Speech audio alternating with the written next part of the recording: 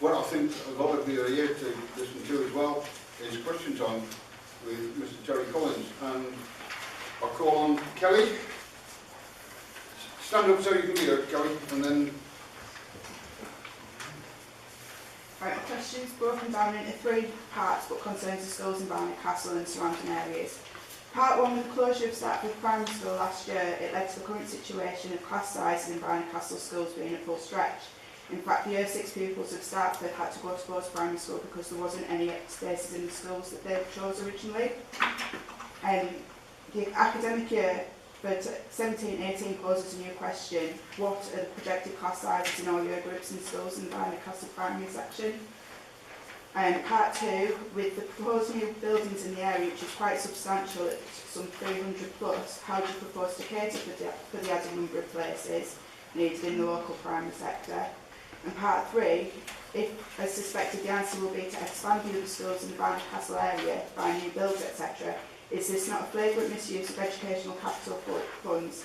Bearing in mind that the school at Startford could hold 112 pupils at least and would be advantageous to the new builds there and prevent the unsafe movement of young children from Startford via the busy A67 route into Barnet Castle, and of course help with the infrastructure dilemma in the area. The closure of Startford School was in the very least short-sighted but could be turned around. Wow, that's a good question. Well, first of all, can I just say, that I'm pleased to be here, and thanks for making the offer. And we say that we've been down, been to several AAPs recently, talked about various issues with David and his team and so forth, and happy to come and talk about issues, as I say, here. So thanks for asking that question. That's quite a long question. Sorry. I mean, I kind of got a kind of short and long, reasonably long answer with it. I guess the first part of the answer, being the short part, is that that decision's been taken. So we are where we are with that. And, yeah. That's been debated. I think, I don't know if you attended cabinet, or certainly no, I couldn't attend cabinet. There was representation at cabinet at the time, and kind of those issues were discussed fully by cabinet, and that taken into consideration. I think, looking at the general issue, I think, generally speaking, there is an awful lot of pressure on the system in general. I mean, when I talk about the system in general, I talk about the whole council stroke public service system at the moment. You're aware that, we've faced, cuts of £186 million, we lost 2,500 staff. But also there's pressure on other areas as well, like the NHS. You've been read about the problems at hospitals. You've read about the problems with adult care. In fact, when I was driving over here today, I just heard on the news that over 100 councils had their care providers basically turn around to them and say that they can no longer provide adult care anymore because they just don't pay enough, and the councils haven't enough money to pay them. And of course, the other part that's under significant pressure as well at the same time is the schools, school service and schools budget. And for those of you who is the media present today over there? Media? Yes. I don't mean to offend you, but just looking at today's Northern Echo, basically what today's Northern Echo is saying, and these aren't council words, these are kind of reported by the Echo, that heads warning of school cash crisis, where between now and 2020, they estimate that there'll be over £20 million taken out of schools' budgets within this county. And at the moment, the council is consulting as well, or the government are consulting on a new schools formula, which particularly actually impacts negatively on rural schools. And what we've done is we've basically, we will on Wednesday be writing to the government, basically saying that we think that's unfair, and we think that the government are not taking into consideration, the issues around, particularly rurality, in the Dales and so forth, where numbers are one issue, but actually there are other issues such as transportation, open school transport, and actually deal with issues such as the environment and the weather and so forth. So we've also asked for a meeting with the schools minister about that, and we're working with the county council network of 27 councils, county councils throughout the country, to try and put pressure on the government to change their mind, because we think that will impact really negatively going forward on that situation. So where we are as a council, I guess, is we, you know, as I said, we've had to make some really difficult decisions with regard to the budget savings we've had to make. To say we lost 2,500 staff, you know, I sometimes think that, I mentioned at a meeting last week, that if a national organisation, you know, was to announce today that they're going to close, and as a result of that closure, there'd be 2,500 staff would lose their job. I think that would be kind of on main national news, and there would be headlines about that, and there would be almost like a task force put in place. But you know, this is what's happening in local authorities all over the country. So with regard to Starforth, as I say, you know, we've been there. You know, we've looked at that issue. What I have said is that we have got capacity within the system. What the school service do is they work with Stuart's team to basically look at housing allocation numbers going forward. And what they do is they come and they produce projections, you know, looking forward. So I've got projections in front of me, you know, that look at school numbers.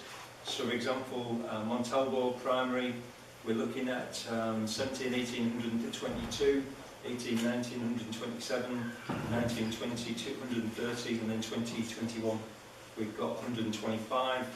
We've got Green Lane, which is looking for a capacity of 270, so which basically looking at 17, 18 is looking at 227, 219 in 2018-19, 2015 in 1920, 2010 in 2021. Bowes Hutchinson CE. Don't figure this out, right? 2010 people. It's a big school. Can you read them out again for us, please? I'll get them down nice. Yeah, which one? You all The Green Lane one. The Green Lane. Green Lane got capacity of 270, Yeah. 270. Yeah. So in 17-18, got 227. Yeah. 18-19, 219. 19-20, 215. And 2021, 210. Okay with that?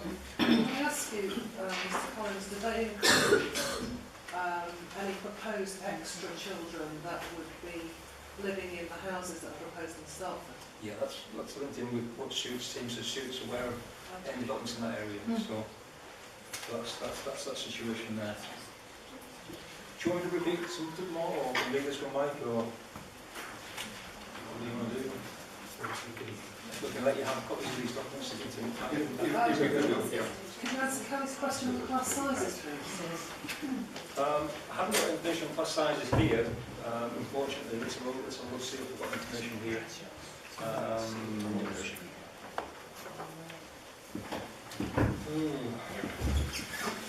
Certainly like to report answer to the questions.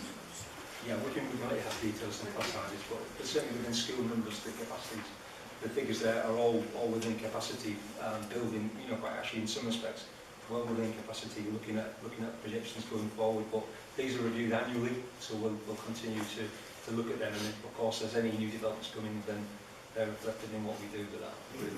I think also it's year groups as well we're looking at.